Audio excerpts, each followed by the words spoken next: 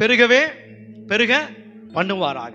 கடந்த வாரம் ஆண்டுடைய வார்த்தையை நாம் கேட்டது போல, உன்னை இந்த ஜனத்துக்கு எதிரே அரணான வெண்கல அலங்கம் ஆக்குவேன், ஆனாலும் அவர்கள் உனக்கு விரோதமாக யுத்தம் பண்ணுவார்கள், மேற்கொள்ள மாட்டார்கள். உன்னை ரட்சிப்பதற்காகவும் உன்னை தப்புவிப்பதற்காகவும் நான் உன்னுடனே இருக்கிறேன் என்று கர்த்தர் சொல்லுகின்றார். அல்லேலூயா, ஹல்லேலூயா. நிச்சயமாக இங்கே இருக்கின்ற ரட்சிக்கப்பட்ட அல்லது ரட்சிக்கப்படாத, கிறிஸ்தவர்களாய் இருக்கின்ற அல்லது கிறிஸ்தவர் அல்லாத, நீதிமான் கூட்டத்தாராய் இருக்கிறவர்களோ துன்மார்க்க கூட்டத்தார்களோ, நன்மை செய்கிறவர்களோ தீமை செய்கிறவர்களோ, இருளின் பிள்ளைகளோ வெளிச்சத்தின் பிள்ளைகளோ, அத்தனை நபருக்கும் எதிராக நம்மை ஆண்டவர் அரணான வெண்கல அலங்கம் ஆக்குவேன் என்று இந்த மாதத்திற்கு கர்த்தர் வாக்குத்தத்தம் உரைத்திருக்கின்றார். அல்லேலூயா. இந்த வார்த்தை கர்த்தர் கொடுத்த பிற்பாடு இதற்கு எதிராக இருக்கக்கூடிய தீய சக்திகள் நமக்கு விரோதமாக என்ன செய்யும்? எழும்பும், யுத்தம் பண்ணும், ஆனாலும் மேற்கொள்ள முடியவே முடியாது. அல்லேலூயா. காரணம், கர்த்தர் நமக்காக நம்முடனே இருக்கின்றார், நமக்காக யுத்தம் செய்வார், நம்மை ரட்சிப்பதற்காகவும் நம்மை தப்புவிப்பதற்காகவும் நம்முடனே இருக்கின்றார். கரங்களை தட்டி ஒரு அல்லேலூயா. என் ஆண்டவர் இயேசு என்னுடனே இருக்கின்றார், என்னை ரட்சிப்பதற்காகவும் என்னை தப்புவிப்பதற்காகவும் அவர் என்னை அரணான வெண்கல அலங்கமாய் மாற்றியிருக்கின்றார். ஒரு அல்லேலூயா சொல்லணும்ல. ஹல்லேலூயா. கர்த்தருடைய நாமம் மகிமைப்படுவதாக. இன்றைக்கும் கர்த்தர் தருகின்ற ஒரு அருமையான வார்த்தையை நாம் வாசிக்க நாம் கேட்க போகின்றோம். எபிரேயனுடைய புஸ்தகம் 12ஆம் அதிகாரம் 5 முதல் 11 வசனங்களை நாம் வாசிக்கலாம். எபிரேயர் புஸ்தகம் 12ஆம் அதிகாரம் 5 முதல் 11 வசனங்களை நாம் வாசிக்கலாம். பக்க நம்பர் புதிய ஏற்பாடு 309, 12ஆம் அதிகாரம் 5 முதல் 11 வசனங்களை நாம் வாசிப்போம். அன்றியும் என் மகனே, கர்த்தருடைய சிட்சையை அற்பமாக எண்ணாதே, அவராலே கடிந்து கொள்ளப்படும் போது சோர்ந்து போகாதே. கர்த்தர் எவனிடத்தில் அன்பு கூறுகிறாரோ அவனை அவர் சிற்றிட்டு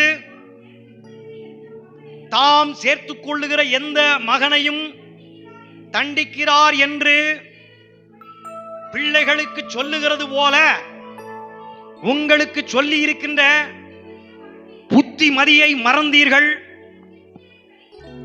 நீங்கள் சிற்றையை சகிக்கிறவர்களாய் இருந்தால் தேவன் உங்களை புத்திரராக எண்ணி நடத்துகிறார். தகப்பன் சிற்றியாத புத்திரன் உண்டோ? எல்லோருக்கும் கிடைக்கும் சிற்றை உங்களுக்கு கிடையாது இருந்தால் நீங்கள் புத்திரராய் இராமல் வேசி பிள்ளைகளாய் இருப்பீர்களே. அன்றியும் நம்முடைய சரீரத்தின் தகப்பன்மார்கள் நம்மை சிற்றிக்கும் போது அவர்களுக்கு நாம் அஞ்சி நடந்து இருக்க, நாம் பிழைக்கத்தக்கதாக ஆவிகளின் பிதாவுக்கு வெகு அதிகமாய் அடங்கி நடக்க வேண்டும் அல்லவா? அவர்கள் தங்களுக்கு நலமென்று தோன்றினபடி கொஞ்ச காலம் சிட்சித்தார்கள். இவரோ தம்முடைய பரிசுத்தத்திற்கு நாம் பங்குள்ளவர்கள் ஆகும் பொருட்டு நம்முடைய பிரயோஜனத்துக்காகவே நம்மை சிட்சிக்கிறார். எந்த சிட்சையும் தற்காலத்தில் சந்தோஷமாய் காணாமல் துக்கமாய் காணும், ஆகிலும் பிற்காலத்தில் அதில் பழகினவர்களுக்கு நீதியாகிய சமாதான பலனை தரும். கரங்களை உயர்த்தி ஒரு அல்லேலூயா சொல்லுங்களேன். அந்த கடைசி வசனத்தை மறுபடியும் நாம் வாசிக்கலாம். எந்த சிட்சையும் தற்காலத்தில் சந்தோஷமாய் காணாமல் துக்கமாய் காணும், ஆகிலும் பிற்காலத்தில் அதில் பழகினவர்களுக்கு அது நீதியாகிய சமாதானத்தை தரும். அல்லேலூயா, அல்லேலூயா, ஹல்லேலூயா. ஆண்டவர் இயேசு நாமத்தினால மீண்டும் மீண்டும் உங்களை வாழ்த்துகிறேன், ஆசீர்வதிக்கிறேன். அல்லேலூயா. இன்றைக்கு கர்த்தர் உங்களுடனே பேச போகின்ற வார்த்தையினுடைய தலைப்பு என்ன கேட்டா, சிட்சை தரும் ஆசீர்வாதம். ஒரு வெளியில சொல்லுங்களேன், என்ன என்ன ஆசீர்வாதம்? சிட்சையின் மூலமாக நமக்கு கிடைக்க போகின்ற ஆசீர்வாதம் என்கிற தலைப்பிலே இந்த ராஜபாளையம் சிட்டி திருச்சபையின் இறை மக்களான உங்களுடனே ஆண்டவர் பேச விரும்புகின்றார். ஹல்லேலூயா சொல்லுங்களேன், ஹல்லேலூயா சொல்லுங்களேன், ஹல்லேலூயா. முதல்ல சிட்சை என்கிற வார்த்தையினுடைய பொருளை நாம் புரிந்து கொள்ள வேண்டும். சிட்சை என்றால் என்ன? தெரிந்தவர்கள் சொல்லலாம், சொல்ல முடியுமா? சிட்சை என்கிற வார்த்தைக்கு பொருள் கண்டித்தல். ஒண்ணு, ஒரு நேரம் கண்டித்தல். சொல்லுங்க.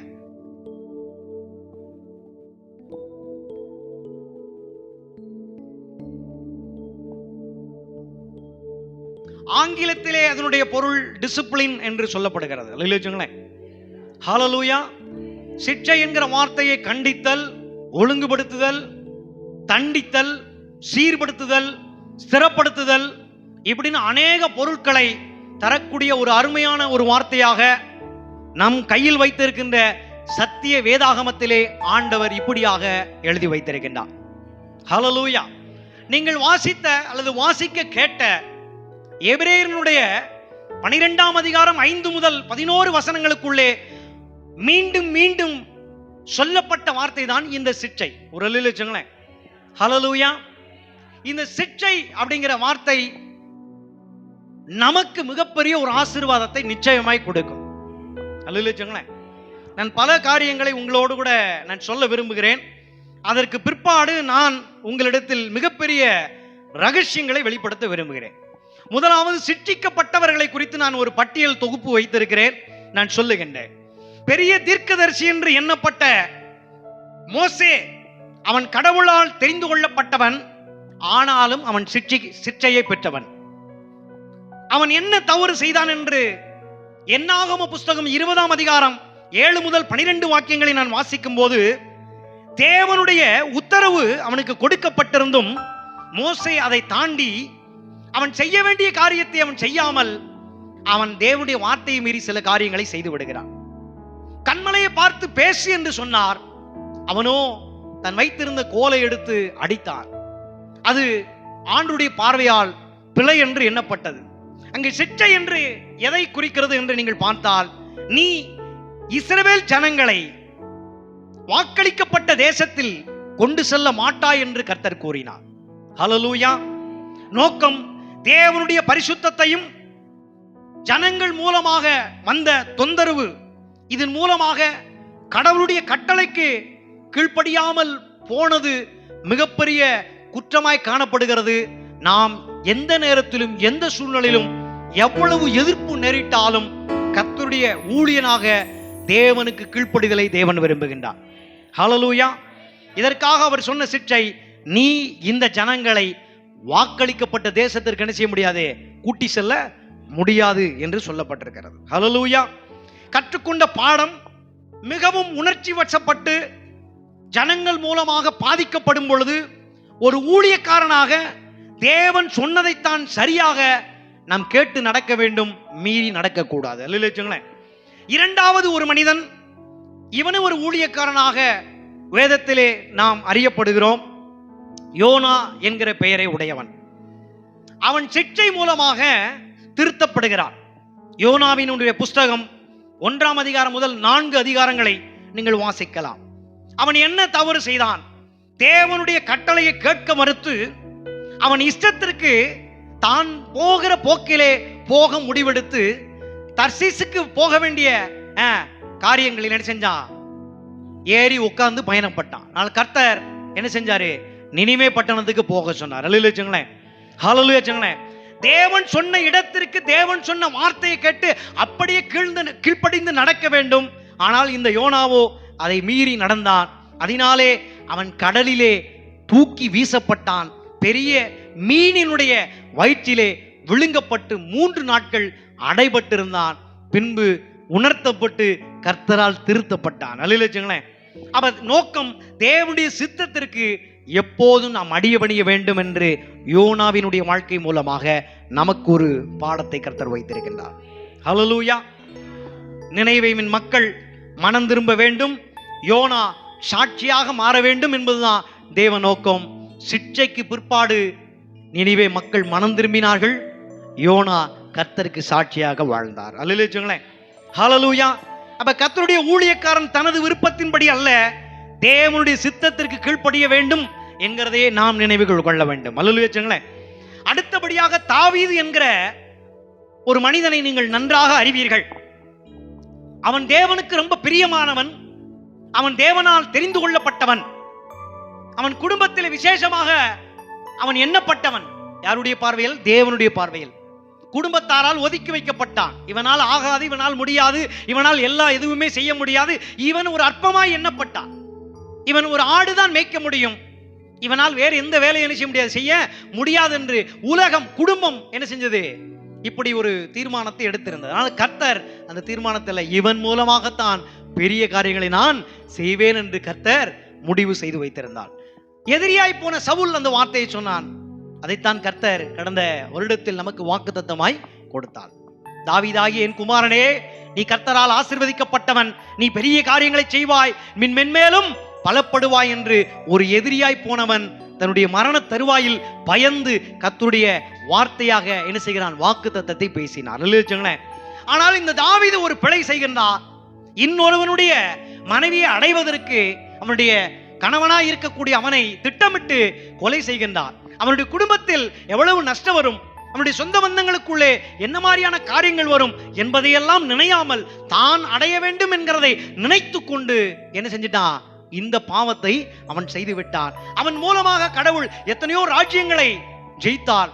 இஸ்ரவேல் மக்களை பாதுகாக்கும்படி இந்த தாவீதை ஏற்படுத்தினார். இவன் மூலமாக தேசம் உருவாக்கப்பட வேண்டும் என்று கர்த்தர் விரும்பினார். இதையெல்லாம் இந்த தாவீது மறந்து தன்னுடைய சுயலாபத்துக்காக சில காரியத்திலே அவன் இறங்கினதினாலே அவன் அங்கே சிட்சிக்கப்பட்டான். அந்த சிட்சை என்னன்னா, குழந்தை மரிக்கிறது, வீட்டுக்குள்ளே குடும்பத்துக்குள்ளே கலகம் பெறுகிறது. ஆண்டவர் சொன்னால், உன் வீட்டுக்குள்ளே நான் பொல்லாப்பை அனுப்புவேன் என்று சொன்னார். சொந்த மகன் அப்சலோம் தன் தகப்பனை கத்தி எடுத்து குத்தி கொலை செய்கிற அளவுக்கு என்ன செய்கிறான்? துணிந்து ஓடி வருகிறான். இவனோ பயந்து காடுகளுக்குள்ளும் குண்டுகளுக்குள்ளும் மலைகளுக்குள்ளும் என்ன செஞ்சான்? ஒரு அனாதையை போல அலைந்து ஓடினான். அங்கே அவன் உணர்த்தப்பட்டான். பிற்பு கர்த்தரிடத்தில் வேண்டிக் கொண்டான். நல்ல எனக்குள் இருக்கிற பரிசுத்த ஆவி என்னை விட்டு எடுத்து போடாதிரும் என்று அவன் கர்த்தரிடத்தில் தயவாய் வேண்டிக் கொண்டான். ஹல்லேலூயா. அப்ப தேவனுக்கு பிடித்தவனாக இருந்தா கூட, தேவனுக்கே ரொம்ப ரொம்ப பிரியமானவனா கூட இருந்தா கூட பாவம் சுட்டி காட்டப்படும். தேவன் மனம் திரும்பும் போது இருதயத்திலிருந்து ஜெபிக்கிற ஜபத்தை ஏறெடுக்கின்றவராயிருக்கின்றார். அல்லேலூயா. நான்காவது, எலியா என்கிற ஒரு தீர்க்கதரிசியை நாம் பார்க்க முடிகிறது. அவன் தீர்க்கதரிசியாக இருந்தால் கூட சிட்சையின் மூலமாகவே மேன்மை அடைந்தவராக வேதத்தில் நாம் பார்க்க முடிகிறது. அல்லேலூயா. 1 ராஜாக்கள் 19ஆம் அதிகாரத்திலே நாம் பார்க்கும் பொழுது அவன் ஒரு தீர்க்கதரிசியாக இருந்தும் அவன் மூலமாக எத்தனையோ பெரிய வல்லமையான காரியங்கள் நடந்த போதிலும் அவனுடைய உள்ளான மனதுக்குள்ளே பயமும் மன சோர்வும் தனிமையாய் இருக்கிறேன் என்கிற எண்ணமும் அதிகமாய் இருந்தபடினாலே அவன் சிட்சைக்கு ஏதுவாக தள்ளப்பட்டிருந்தான். ஹல்லேலூயா. என்ன சிட்சைனா, தேவன் 40 நாள் அவனை அனுப்பினார். அங்கு மென்மையான காற்றுகளினாலே தேவனை பார்க்கக்கூடிய அனுபவத்தை கர்த்தர் கொடுத்தார். அல்லேலூயா. அவள் சிட்சை என்பது பல பரிமாணங்களிலே வேதத்துக்குள் ஒளிந்திருக்கிறது. ஒவ்வொரு நபருக்கும் ஏற்றதை போல சிட்சை அங்கே வடிவமைக்கப்பட்டிருக்கிறது. ஒவ்வொரு சிட்சைக்கு பின்பாகும் தேவனுடைய பிரதான நோக்கமும் இருக்கிறது.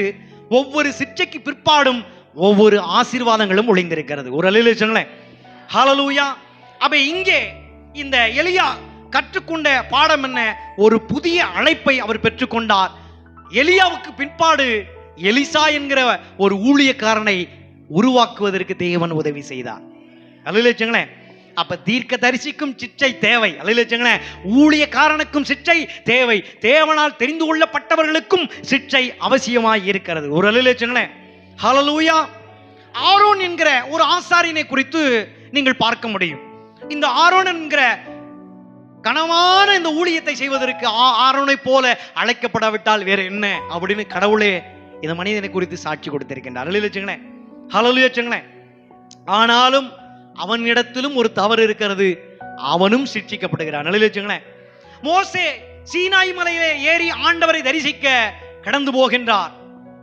இந்த ஆரோன் ஜனங்களுடைய கொந்தளிப்பின் சத்தத்தை கேட்டு, எங்களுக்கு கடவுள் வேண்டும், நீர் கடவுளை என்ன செய்யணும், ஏற்படுத்தணும் அப்படின்னு சொல்லிட்ட உடனே இந்த ஆரோன் ஜனங்களுக்குள் இருந்த விலையுயர்ந்த பொருட்களை பார்க்கின்றார். உங்களிடத்தில் இருக்கின்ற தங்க பொருட்களை எல்லாம் என்னிடத்தில் கொண்டு வாருங்கள், நான் உங்களுக்கு கடவுளை ஏற்படுத்துகிறேன் என்று சொல்லி இந்த ஜனங்களுடைய பேச்சை கேட்டு கொண்டு வந்திருக்கின்ற அத்தனை தங்க பொருளையும் உள்ளே போட்டு அதை வார்த்து அதை என்ன செய்யறாங்க, அங்கே ஒரு பொன் கண்ணு குட்டியாக என்ன செய்யறாங்க, ஏற்படுத்துறாங்க. இதை வணங்கிக் கொள்ளுங்கள் என்று. ஹல்லேலூயா. இது கடவுளுடைய பார்வையிலே மிகப்பெரிய குற்றமாய் பார்க்கப்பட்டது. உடனே ஆரோனை சிட்சிக்க கடவுள் விரும்பினார். ஹல்லேலூயா. அதனாலதான் அந்த ஆரோன் கானானை காணாமல் ஹெர்மோன் மலையின் மேல போகும்போதே அவர் மரித்து விடுகிறார். ஹல்லேலூயா. இது மிகப்பெரிய குற்றமாகவும் அங்கே சிட்சை அவசியமாகவும் பட்டது. ஹல்லேலூயா. அதனால கடவுளை தவிர வேற எதையும் சிலையாக உருவடித்து நாம் என்ன செய்யக்கூடாது, வணங்க கூடாது. கடவுளுக்கு முக்கியத்துவம் கொடுக்கணும். கடவுளுக்கு அடுத்துதான் எல்லாமே. கடவுளுக்கு அடுத்து இருக்கக்கூடிய காரியங்களிலே நாம் முதன்மையாக வைத்தால் அங்கே சிட்சை தொடங்க ஆரம்பிக்கும் என்று இந்த ஆரோனுடைய வாழ்க்கையில் கற்றுக்கொண்ட பாடத்தை நாமும் நினைவு கூற வேண்டும். அல்லேலூயா. ஹல்லேலூயா. எத்தனை பெரிய மேலான பதவியில, உயர் பதவியில ஒரு பெரிய ஆசாரியனா கூட இருந்தா கூட தவறுக்கு நிச்சயமாக கண்டிப்பு ரொம்ப ரொம்ப அவசியமா இருக்குது அப்படிங்கிறத நாம் புரிந்து கொள்ள வேண்டும். அல்லேலூயா. சின்ன பாவமோ பெரிய பாவமோ எவ்வளோ பெரிய காரியமோ கடவுளால் சிட்சிக்கப்படுவது நமக்கு ரொம்ப ஆசீர்வாதம். அல்லேலூயா.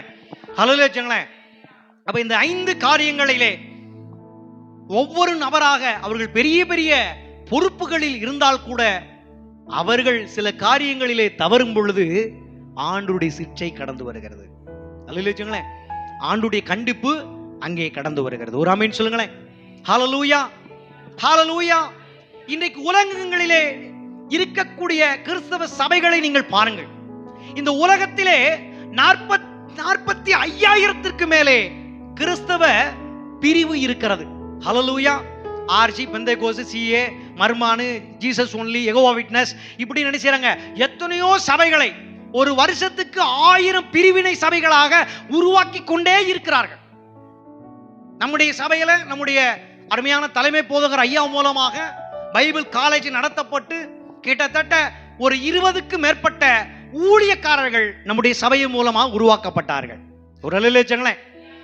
அவங்களுக்கு என்னதான் பயிற்சி அளிக்கப்பட்டிருந்தும் அவர்கள் உள்ளத்திலே மேட்டிமை வருகிறது. எனக்கு எல்லாம் தெரியும், எனக்கு எல்லாம் தெரியும், எனக்கு தெரியாதது ஒன்றுமே இல்லை, எனக்கு ஜெபிக்க தெரியும், எனக்கு பாடத் தெரியும், எனக்கு ஆராதிக்க தெரியும், 4 ஆத்துமா கிட்ட போய் வீடு சந்தித்து அவர்களை ஆதரிக்க தெரியும் என்று அவர்கள் உள்ளத்திலே மேட்டுமை வந்து விடுகிறது. பல வார்த்தைகளினாலே பிரசங்கம் இங்கே பழக்குவிக்கப்பட்டதினாலே எனக்கு பிரசங்கமும் தெரியும், என்னால செய்ய முடியாது ஒண்ணுமே கிடையாது அப்படின்னு அவங்க உள்ளத்துல நினைச்சதுனால அவர்கள் பிரிவினைக்கு ஏதுவாக கடத்தப்படுகிறார்கள். அல்லேலூயா. உருவாக்கப்பட்ட ஊழியர்களுக்குள்ளே சிறு சிறு தவறு, சிறு சிறு பாவம், சில சில குற்றங்கள் வரும் பொழுது கண்டிப்பை அவர்கள் ஏற்றுக்கொள்ளவில்லை. அதனாலே நம்முடைய ஊழியத்தை விட்டும் நம்முடைய சபையை விட்டும் பிரிந்து போக வேண்டிய நிலைமை வந்துவிட்டது. அல்லேலூயா. அவர்கள் இந்த சபையிலே தான் நிலை நிற்க வேண்டும் என்று ஆண்டவர் விரும்பினார். தவறுகள் குற்றங்கள் செய்யப்படும் பொழுது இங்கே உணர்த்தி வைக்கப்பட வேண்டும் என்று ஆண்டவர் விரும்பினார். இங்கே அவர்களை பெரிய ஊழியர்களாக மாற்ற வேண்டும் என்று கர்த்தர் விரும்பினார். அவர்களை ஒரு ஆசீர்வதிக்கப்பட்ட ஊழியர்களாக, ஊழியருடைய சந்ததியாக மாற்ற ஆண்டவர் விரும்பினார். ஒரு அல்லேலூயா. ஆனால் அந்த கண்டிப்பை, அந்த சிட்சையை அவர்கள் பொறுக்க முடியாம அவர்கள் பிரிந்து போக வேண்டிய நிலைமை வந்தது. அல்லேலூயா. அவங்க போயிட்டு தன் இஷ்டத்துக்கு ஒரு பேரை வச்சுக்கிட்டு நானும் ஒரு கிறிஸ்தவ பிரிவிலே ஊழியம் செய்கிறேன் என்று இன்றைக்கும் அவர்கள் ஊழியம் செய்து கொண்டிருக்கிறார்கள். அல்லேலூயா. இது கர்த்தருடைய பார்வையில நல்லதான் கேட்ட நல்லதே கிடையாது. அல்லேலூயா. ஆதி திருச்சபை அன்று பரிசுத்த ஆவியானவர் ஊற்றப்பட்டு இந்த நாளில் பெந்தேகோஸ்தே பண்டிகை கொண்டாடுகிற இந்த நாளிகளில் தான் சபை உருவாக்கப்பட்டது. அல்லேலூயா. அதனால ஆர்சி, சிஎஸ்ஏ, பெந்தேகோஸ்தே, மர்தோமா இப்படின்னு என்னெல்லாம் பேர் வச்சுக்கிட்டு வெளியில சபைகளா இருக்குதோ இது எல்லாம் கர்த்தருடைய பார்வையில நல்லதாக படாது. என்ன சொல்ல மாட்டீங்க? அருமையானதாக, இன்பமானதாக கர்த்தருக்கு என்ன செய்யாது? படாது. மனதளவில் கண்டிப்பை ஏற்றுக்கொள்ளாமல் எனக்கு தெரிந்தவைகளில் நான் போகிறேன் என்கிற மனம் போன போக்கில் ஓடிக்கொண்டிருக்கிற சபையாகத்தான் இருந்து கொண்டிருக்கிறார்கள். ஆனால் கர்த்தர் எதிர்பார்க்கிறது என்னன்னா, சிட்சைக்குள் கடந்து வர வேண்டும். அல்லேலூயா. கண்டிப்புக்குள் கடந்து வர வேண்டும். ஒற்றுமையாக நாம் நிற்க வேண்டும். அல்லேலூயா. அல்லேலூயா. அப்ப இதை செய்கிறவர் யார்? ஆண்டவரிடத்திலிருந்து சிட்சை வருகிறது, கண்டிப்பு வருகிறது, உணர்த்துவிக்கப்படுதல் வருகிறது, சீர்படுத்துகிற காரியம் வருகிறது, சிறப்படுத்துகிற காரியம் வருகிறது. இதையெல்லாம் செய்கிறவர் யாருன்னா பரிசுத்த ஆவியானவர். ஒரு அல்லேலூயா. கரங்களை உயர்த்தி ஒரு அல்லேலூயா. இதை செய்கிறவர் யார் என்று வேதத்தின்படியாக பார்த்தால் நியமிக்கப்பட்ட ஊழியர்கள் அல்ல, ஊழியர்களிடமிருந்து பேசுகிறவரே ஆவியானவர் தான். அல்லேலூயா. ஹல்லேலூயா.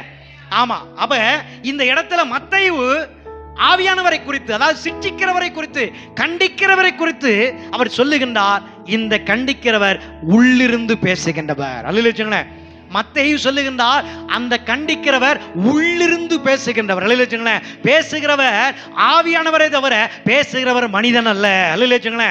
பேசுகிறவர் சாத்தான் அல்ல, பேசுகிறவர் ஆவியானவர். ஒரு ஆமென் சொல்லுங்களேன். ஹல்லேலூயா. அந்த உள்ளிருந்து பேசுகிறவரை குறித்து யோவான் என்ன சொல்லுகிறார் என்றால், அவர் கண்டித்து உணர்த்துகிறவர் என்று சொல்லுகின்றார். ஒரு ஆமென் சொல்லுங்களேன். ஹல்லேலூயா சொல்லுங்களேன். அவர் பாவத்தை குறித்தும் நீதியை குறித்தும் நியாய தீர்ப்பை குறித்தும் கண்டித்து உணர்த்துகிறவராய் இருக்கின்றார். ஹல்லேலூயா. ஹல்லேலூயா. அதே யோவான் இன்னும் தொடர்ந்து இந்த சிட்சை செய்கிற, இந்த கண்டித்து உணர்த்துகிறவை குறித்து இன்னும் விளக்கமாய் சொல்லுகிறார். அவர் சத்தியத்தை போதிக்கிறவராய் இருக்கின்றார். ஒரு அல்லேலூயா. ஹல்லேலூயா. இந்த சிட்சிக்கிறவர், இந்த கண்டிக்கிறவர், இந்த உள்ளிருந்து பேசுகிறவர் யார் என்று இன்னும் அடுத்த கட்ட நிலைமைக்கு போய் அவர் எடுத்து சொல்லுகிறார். அவர் உலகத்திலே மூட நம்பிக்கை அல்ல, பொய்யை அல்ல, மற்ற எந்த காரியங்களை அல்ல, அவர் சத்தியத்தை எடுத்து சொல்லுகின்றவராய் இருக்கின்றார். அல்லேலூயா. ஹல்லேலூயா. ஹல்லேலூயா. சத்தியத்தை வெறுமனே எடுத்து சொல்லுகிறவர் அல்ல, சத்தியத்தை போதிக்கிறவர் மாத்திரமல்ல, அந்த சத்தியத்திலே நம்மை வழி நடத்துகிறவராய் இருந்து கொண்டிருக்கின்றார். அல்லேலூயா. ஹல்லேலூயா. அவர் வெறுமனே வழி நடத்துகிறவர், சத்தியத்தை போதிக்கிறவர், கண்டிக்கிறவர், உள்ளிருந்து பேசுகிறவர் மாத்திரமல்ல, இன்னும் அதிகமா போய் நீங்க யோவான நீங்க கேட்டீங்கன்னா, யோவான் சொல்லுகிறார், வருங்காலத்தை நமக்கு உணர்த்துகிறவராய் இருக்கின்றார். வருங்காலத்தை குறித்து எடுத்து சொல்லுகின்றவராய் அவர் இருந்து கொண்டிருக்கின்றார். இன்னைக்கு என்ன நடந்துச்சு, இனி என்ன நடக்கும் இப்படின்னு திட்டமாய் போதிக்கக்கூடியவர் யார் அப்படின்னா, சிட்சையை செய்கிறவர், கண்டித்து உணர்த்துகிறவர், உள்ளிருந்து பேசுகின்றவர், சத்தியத்தை போதிக்கிறவர், சத்தியத்தில் நடத்துகிறவர் இருக்கின்ற பரிசுத்த ஆவியானவர். அல்லேலூயா. அல்லேலூயா. அது மாத்திரமல்ல, நீங்கள் வாசித்த வசனத்திலே புத்திமதிகளை மறந்தீர்களே என்று ஒரு கேள்வியை எழுப்புகின்றார். அப்படின்னா என்ன அப்படின்னு கேட்டீங்கன்னா, போதனைகளை உங்களுக்கு ரட்சிக்கப்பட்ட நாளிலிருந்து இன்று வரை நீங்கள் கேட்டுக்கொண்டிருக்கின்ற போதனைகளை உங்களுக்கு நினைப்பூட்டுகிறவராய் இருக்கிறார் என்று இன்னும் அதிகமாய் இந்த யோவான் என்ன செய்கிறார்? காரியங்களை வெளிப்படுத்துகிறார். அல்லேலூயா. நேத்து உங்களுக்கு இதை சொன்னேன், போன வருஷம் இதை சொன்னேன், முன்னாடி இதை சொன்னேன், ரட்சிக்கப்பட்ட நாள்ல உங்களுக்கு சொன்னேன், நீ அங்க தனியா போகும்போது சொன்னேன், நீ வீட்டுல இருக்கும்போது சொன்னேன், நீ கஷ்டப்பட்டு இருக்கும் போது சொன்னேன் அப்படின்னு ஆண்டவர் பரிசுத்த ஆவியானவரை உங்களுக்கு அனுப்பி நீங்கள் இதுவரை கேட்டுக்கொண்ட அத்தனை போதனைகளையும் உங்களுக்கு என்ன பண்ணுவாரு? நினைப்பூட்டுகிறவராய் இருந்து கொண்டிருக்கிறார். ஒரு அல்லேலூயா. ஹல்லேலூயா. அப்ப நீங்கள் கதறுவீர்கள், என்ன செய்வேன், ஏது செய்வேன் அப்படின்னு நீங்க கதறும் பொழுது காரியங்களை செய்வதற்கு கர்த்தர் உங்களுக்கு வரங்களை தருகின்றவராய் இருக்கின்றார். அல்லேலூயா. ஆவிக்குரிய சகல வரங்களையும் உங்களுக்குள்ளிருந்து செயல்படுத்துகிறவராகவும் இருக்கின்றார். அல்லேலூயா. ஹல்லேலூயா. பலவீனம் வந்துருச்சியா, சோர்வு வந்துருச்சியா, சோதனை வந்துருச்சியா அப்படின்னு நீ சொன்னீங்கன்னா, ஏற்கனவே நாம இந்த மாதத்திலே வாக்குத்தத்தம் கேட்டது போல, உன்னை ரட்சிப்பதற்காகவும் உன்னை தப்பு வைப்பதற்காகவும் நான் உன்னுடனே இருக்கிறேன் என்று சொல்லி அந்த ஆண்டவர் நம்முடைய பலவீனங்களிலே உதவி செய்கிறவராய் இருந்து கொண்டிருக்கின்றார். அல்லேலூயா. ஹல்லேலூயா சொல்லுங்களேன். ஆமா, ரோமர் புத்தகத்தில் அப்படித்தான் பவுல் சொல்லுகிறார். ஆவியுடனே சாட்சி கொடுக்கிறவராய் இருக்கின்றார். உங்கள் ஆவியோடு அவர் இணைந்து விட்டார். இனி வாழ்வது நீங்கள் அல்ல, உங்களுக்குள் வாழ்கிறவர் அவரே. ஹல்லேலூயா சொல்லுங்களேன். நீங்கள் ஒரு இடத்துக்கு போனா இவர்கள் ஆண்டவருடைய பிள்ளைகள், இவர்கள் கிறிஸ்தவர்கள், இவர்கள் பரிசுத்தமானவர்கள், இவர்கள் அன்புள்ளவர்கள், இவர்கள் நல்ல காரியங்களை எல்லாம் செய்கிறவர்கள் என்று உங்கள் ஆவியுடனே மற்றவர்கள் மத்தியிலே சாட்சி கொடுக்கின்றவராய் இருக்கின்றார் இந்த சிற்றையை செய்கின்ற ஆண்டவர். ஹல்லேலூயா. ஹல்லேலூயா.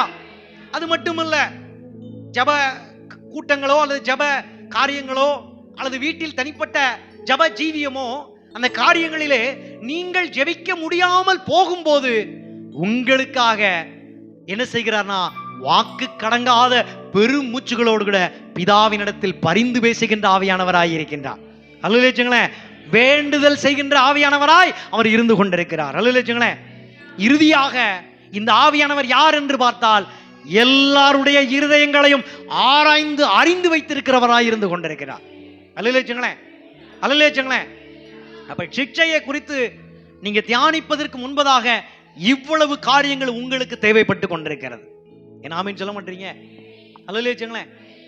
அப்ப சிக்ஷை என்றால் கண்டித்தல், உணர்த்துவித்தல், சீர்படுக்கிற காரியமா இருக்கட்டும், ஸ்திரப்படுகிற காரியமா இருக்கட்டும், கண்டித்தல், தண்டித்தல், உங்களை நல்வழிப்படுத்துதல், இப்படிப்பட்ட வார்த்தைகளினாலே நீங்கள் இதை புரிந்து கொள்ள வேண்டும். ஹல்லேலூயா.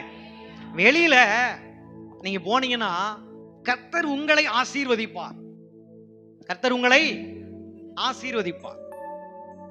ஒரு இடத்துல பிரசங்கத்துக்கு கூப்பிடுவாங்க. நம்ம அழைக்கப்பட்டிருக்கிறோம், நாம அந்த சபைக்கு போயிருவோம். கூட்டம் நடக்கிறதுக்கு முன்னமே அந்த சபையை நடத்துகிற போதகர் காதுல வந்து சொல்லுவார். என்ன சொல்லுவாரு? காதுல வந்து சொல்லுவார், ரொம்ப கடினமா பேசாதீங்க, ஆறுதலா பேசுங்க, சமாதானமா பேசுங்க அப்படின்னு நினைச்சுவாங்க சொல்றாங்க. நான் ஒரு இடத்துக்கு அழைக்கப்பட்டு போயிருந்தேன். அங்க இருக்கிற அந்த ஊழியக்காரரு, அது ஒரு சின்ன கூட்டம் தான், பெரிய கூட்டம்லாம் கிடையாது. அந்த கூட்டத்துல பிரசங்கம் வரவே இல்லை, ஆராதனை தான் நடந்துகிட்டு இருக்கு. அதுக்கு முன்னே அவர் காதுல சொல்றாரு, ரொம்ப கடினமா பேசாதீங்க அப்படின்னு சொல்றாரு. அப்ப ஆவியானவர் மறுதலிக்கப்படுகிறார். கண்டிக்கப்பட வேண்டிய விஷயத்துல பிள்ளைகள் கண்டிக்கப்படணும். ஒரு மேய்ப்பனா இருக்கிறவர் ஆடுகளை எந்தெந்த விஷயத்தில் கண்டிக்க வேண்டுமோ அந்தந்த விஷயத்துல கண்டிச்சாத்தா அவர்கள் சரியான பாதையிலே நடக்க முடியும். இல்லை என்றால் அவர்கள் குழியிலே விழத்தள்ளப்படுவார்கள், வெளியில வர தெரியாம முழித்துக் கொண்டிருப்பார்கள். நீண்ட நாட்களாக போராடி போராடி போராடி கடவுள் மேல் இருக்கின்ற உன்னதமான மகா பரிசுத்தமான விசுவாசத்திலிருந்து என்ன செய்வாங்க? வெளியே வந்துருவாங்க, பின்மாறி போயிடுவாங்க. அப்ப கண்டிக்கப்படுதல் ரொம்ப முக்கியம், சிட்சிக்கப்படுதல் ரொம்ப முக்கியம், தண்டித்தல், தண்டனை பெற்றுக்கொள்ளுதல் ரொம்ப முக்கியம், உருவாக்கப்படுதல் ரொம்ப முக்கியம், சிலரை உடைக்க வேண்டி இருக்கும், அதுவும் ரொம்ப முக்கியம். ஹல்லேலூயா சொல்லுங்களேன்.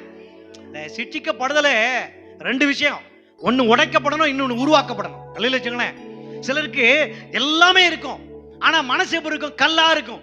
அவங்களை எந்த விஷயத்துல மறுபடியும் உயர்த்த வேண்டும் என்று கர்த்தர் விரும்புகிறாரோ, எந்த விஷயத்துல அவங்களை நிலை நிற்க வேண்டுமோ அந்த விஷயத்திற்காக அவர்களை ஆண்டவர் உடைப்பார். ஹல்லேலூயா. ஹல்லேலூயா. சில நபரை உடைக்கப்பட்டிருப்பாங்க, ஐயோ என் வாழ்க்கை மறுபடியும் மீண்டும் மாறாதா என்று ஏங்கிக் கொண்டிருப்பாங்க. அவர்களை உடைக்கப்பட்டு இருக்கக்கூடிய அவர்களை உருவாக்குவதற்கு தேவன் சில நேரத்தில் சிட்சையை அனுமதிக்கிறார், சில நேரங்களை கண்டிப்பை அனுமதித்துக் கொண்டிருக்கின்றார். ஹல்லேலூயா. அப்ப இந்த கூட்டத்துக்குள்ளே உடைக்கப்பட வேண்டியவர்களும் இருக்கிறீர்கள், உருவாக்கப்பட வேண்டியவர்களும் இருக்கிறீர்கள், சீர்பட வேண்டியவர்களும் இருக்கிறீர்கள், ஸ்திரப்பட வேண்டியவர்களும் என்ன செய்றீங்க? இருக்கீங்க. சிலருக்கு கர்த்தருடைய பாதுகாப்பு இருக்குது, சிலருக்கு கர்த்தருடைய பாதுகாப்பு அதிகமா தேவைப்பட்டுக்கிட்டு இருக்கு. இதையெல்லாம் ஆவியானவர் நன்கு அறிந்து வைத்திருக்கின்றார். ஹல்லேலூயா. அதனால உங்க வாழ்க்கையில சிலருக்கு சிட்சை நடந்துகிட்டு தான் இருக்குது, சிட்சை ஏற்கனவே நடந்துகிட்டு இருக்கு, அது புரியல, அது தெரியல, என்ன கர்த்தர் சிட்சித்துக் கொண்டிருக்கிறார் என்கிற எண்ணமே இல்லாமல் சில பிள்ளைகள் இங்கே இருந்து கொண்டிருக்கிறீர்கள். சில பிள்ளைகளுக்கு இனிமே தான் சிட்சையே வரப்போகுது. ஹல்லேலூயா. ஹல்லேலூயா. ஆனாலும் அந்த போதகர் என்னிடத்துல சொன்னது போல ரொம்ப கடினமா பேசாதீங்க, ரொம்ப கண்டிச்சு பேசுறாதீங்க அப்படின்னு அவர் சொன்னதை போல இங்கே நமக்கு நியமிக்கப்பட்ட போதகர் ஒரு நாள் சொல்ல மாட்டார். அல்லேலூயா. ஆவியானவர் என்ன பேச விரும்புகிறாரோ அதை சபைக்கு பேசும் பொழுது காது உள்ளவன் ஆவியானவர் பேசுகிறதை நிச்சயமாய் கேட்பான். அல்லேலூயா. என் ஆடுகள் என் சத்தத்தை கேட்கும் என்று ஆண்டவர் இயேசுவும் அதை குறித்து சாட்சி கொடுத்திருக்கிறார். அல்லேலூயா. யாரெல்லாம் ஆண்டவருடைய ஆட்டுக்குட்டிகளா இருக்கிறீங்க, யாருக்கெல்லாம் கர்த்தர் மேய்ப்பராக இருக்கின்றார், யாரெல்லாம் சிற்றை ஆசீர்வாதம் நினைக்கிறீங்க, ஹல்லேலூயா, நிச்சயமா சொல்றேன் உங்களுக்கு அவருடைய ஆசீர்வாதம் கிடைக்கும். அல்லேலூயா. ஹல்லேலூயா. அப்ப உங்க பிள்ளைகளுக்கு நீங்க சில காரியங்களை செய்றீங்க. இங்க ஆண்டவர் நீங்க வாசித்த வசனத்துக்குள்ள உதாரணம் வச்சிருக்கிறார். உங்க பிள்ளை அல்லது நீங்க, உங்களுக்கு நான் பிள்ளையா இருக்கேன், நான் ஒரு கை குழந்தை. நீங்கள் வீட்டிலே ஏதோ ஒரு காரியத்தை செய்றீங்க, அது கொஞ்சம் குழந்தைகளுக்கு ஆபத்தானது. பெரியவங்களாக நீங்க பக்குவப்பட்டு இருக்கீங்க, அதை எப்படி செய்யணும் அப்படிங்கிற ஒரு நுணுக்கம் உங்களுக்கு நல்லா தெரியும். ஆனா குழந்தைகளா இருக்கிற எனக்கு என்ன செய்யாது, நல்லா தெரியாது, அனுபவம் கிடையாது. அப்ப நீங்க அந்த வேலையை செய்து கொண்டிருக்கும் போது உங்களுடைய கண் எப்போதும் என் மேலேயே இருந்துகிட்டே இருக்கும். குழந்தை என்ன பண்ணுது, குழந்தை என்ன பண்ணுது, என்ன செய்யுது அப்படின்னு உங்க கண் என்ன செய்யும், என் மேல இருந்துகிட்டே இருக்கும். உங்க வேலை மேலேயும் நீங்க கவனமா இருந்துகிட்டு வேலையும் செஞ்சுக்கிட்டு இருப்பீங்க. இப்ப திடீர்னு உங்களுடைய புத்திக்கு எட்டாத அளவுக்கு உங்களுடைய கண்கள் மறைக்கப்பட்டு உங்க வேலையில நீங்க மூழ்கி போயிட்டீங்க. அந்த நேரத்தில் நான் அங்க இருக்கக்கூடிய ஆபத்தை நோக்கி நான் கடந்து போகிறேன்.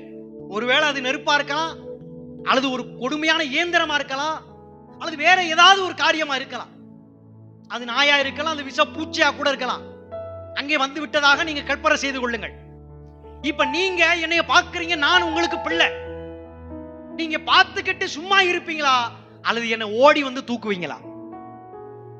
ஓடி வந்து தூக்குவீங்க. நல்ல ஐயோ அப்படின்னு நினைச்சுவீங்க. அலறலோடு கூட என்ன நோக்கி நினைச்சுவீங்க, கடந்து வருவீங்க.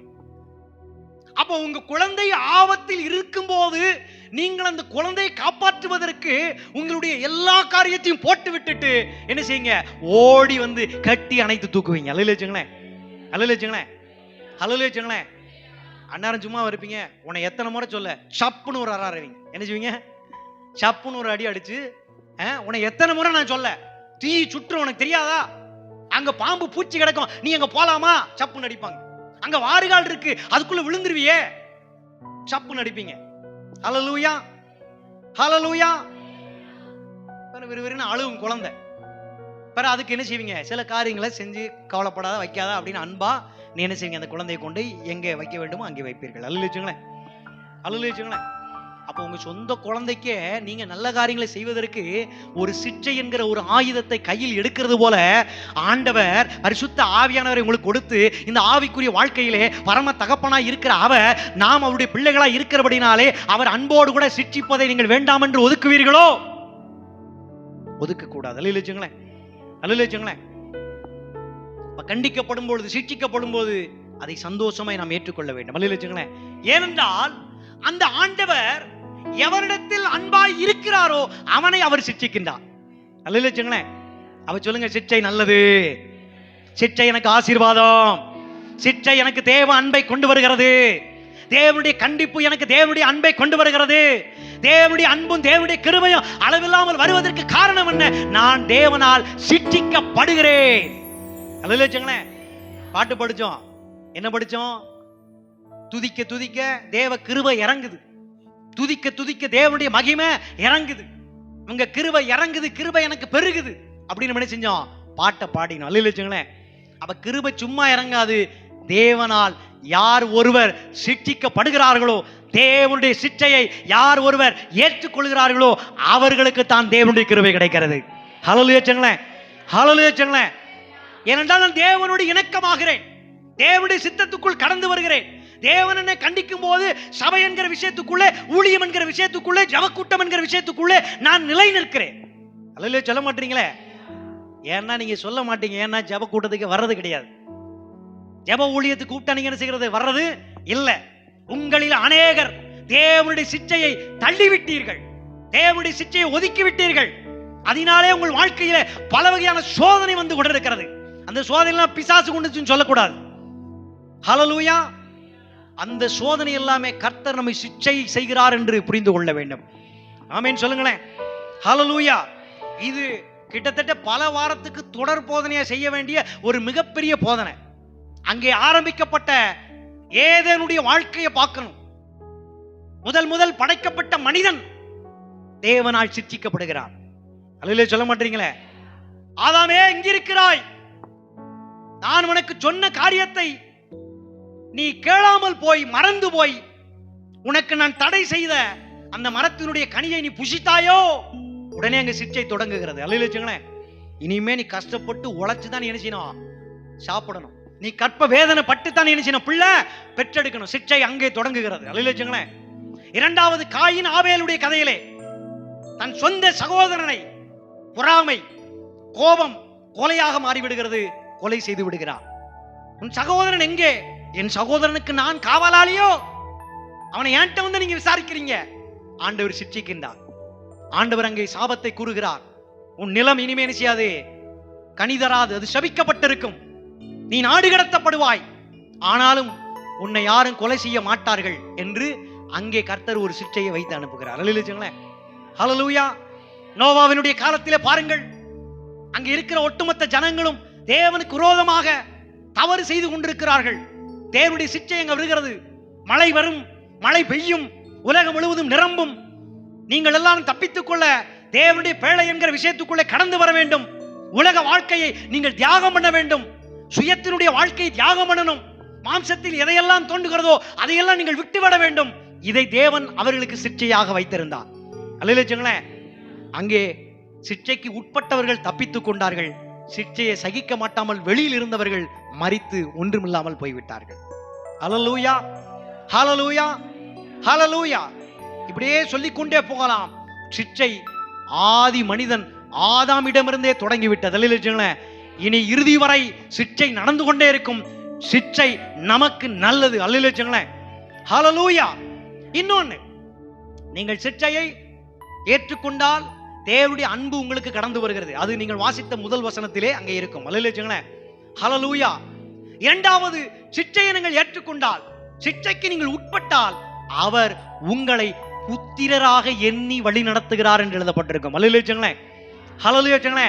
யாரெல்லாம் ஆண்டுடைய கண்டிப்பு எனக்கு வேணும்யா, ஆண்டுடைய சிச்சை எனக்கு வேணும்யா, ஆண்டவர் என்ன கண்டிக்கணும்யா, கண்டிச்சுக்கிட்டே இருந்தா தான் நான் நல்லா இருப்பேன் அப்படின்னு நீங்க நினைச்சீங்கன்னா உங்களைத்தான் ஆண்டவர் தம்முடைய பிள்ளையாக புத்திரராக எண்ணிக்கொண்டிருக்கின்றார். கரங்களை தட்டி அல்லேலூயா.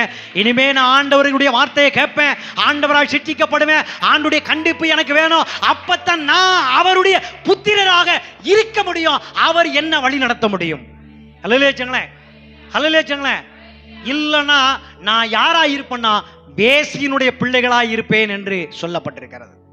நீங்க வேசி பிள்ளையா இருக்கணுமா? நீங்க சாத்தானுடைய பிள்ளையா இருக்கணுமா? நீங்க உலகத்தினுடைய பிள்ளையா இருக்கணுமா?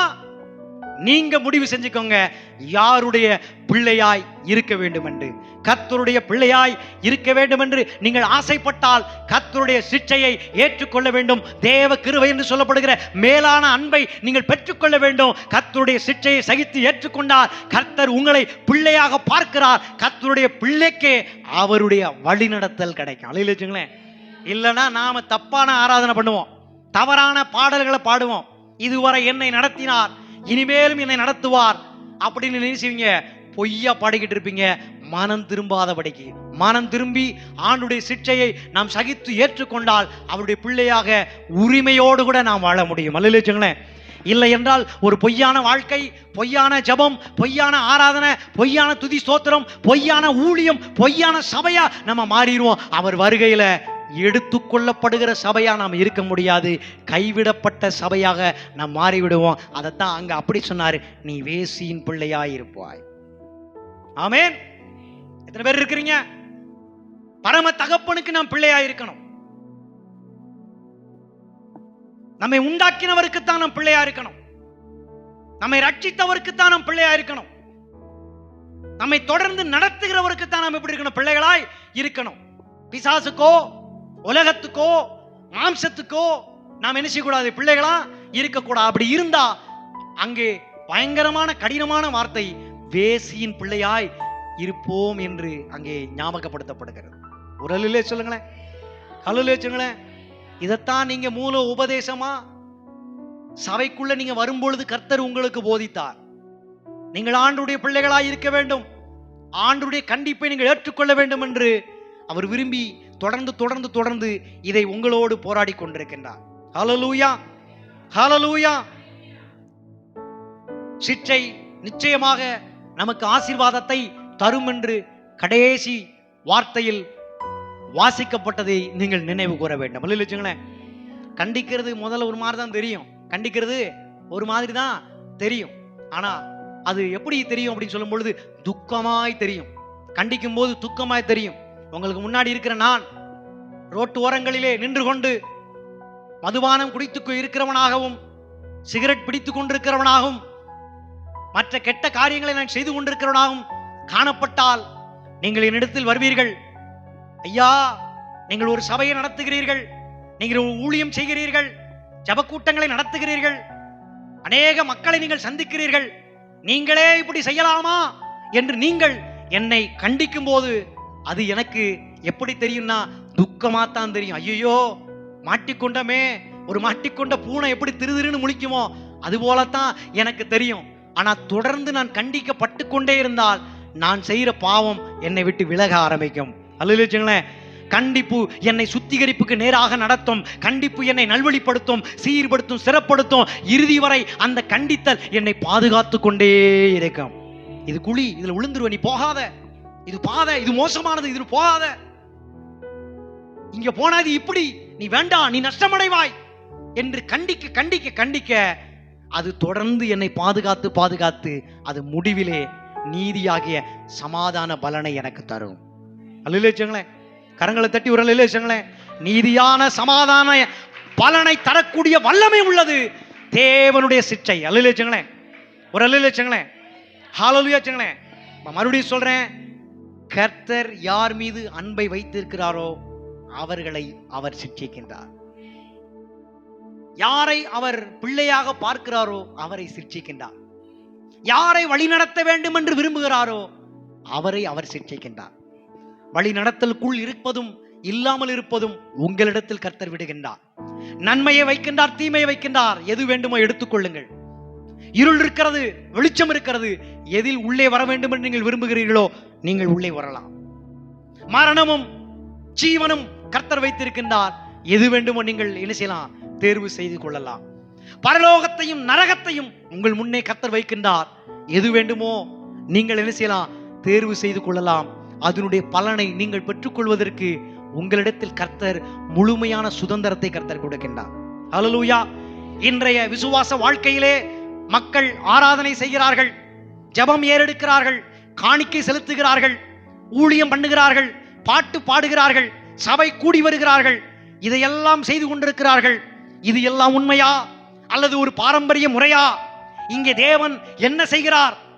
திருத்துகின்ற, சிட்சிக்கின்ற ஒரு அன்பின் செயலாக, ஒரு புனித வாழ்க்கைக்கான தூண்டுதலாக சிட்சை அமைந்து கொண்டிருக்கிறது. ஹல்லேலூயா. அவ ஜபத்தில் சிட்சை நடந்து கொண்டிருக்கிறது. ஹல்லேலூயா சொல்லுங்களேன். ஹல்லேலூயா. ஒரு ஜபம் ஒரு வாழும் ஒரு உருவாக காணப்பட்டு கொண்டிருக்கிறது. சிலரால ஜெபிக்க முடியல. காரணம் என்ன அப்படின்னா, பயங்கரமான ஒரு பெரிய கட்டுக்குள் இருக்கிறதுனால தான் ஜெபம் பண்ணல. எரேமியாவினிடத்தில் கர்த்தர் போகின்றார். 33ஆம் அதிகாரம் 3ஆம் வசனத்துல சொல்லுகின்றார், கண்களுக்கு புலப்படாத, உன் கண்ணுக்கே தெரியாத, ரகசியமாய் தோன்றுகின்ற ஒன்றை நான் உனக்கு சொல்லுகிறேன் என்று அங்கே எரேமியாவுக்கு சொல்லுகின்றார். அப்ப சிற்றை தேவன் சில நேரம் மௌனமாய் இருக்கிறார் என்று நீங்கள் எண்ணாதீர்கள்.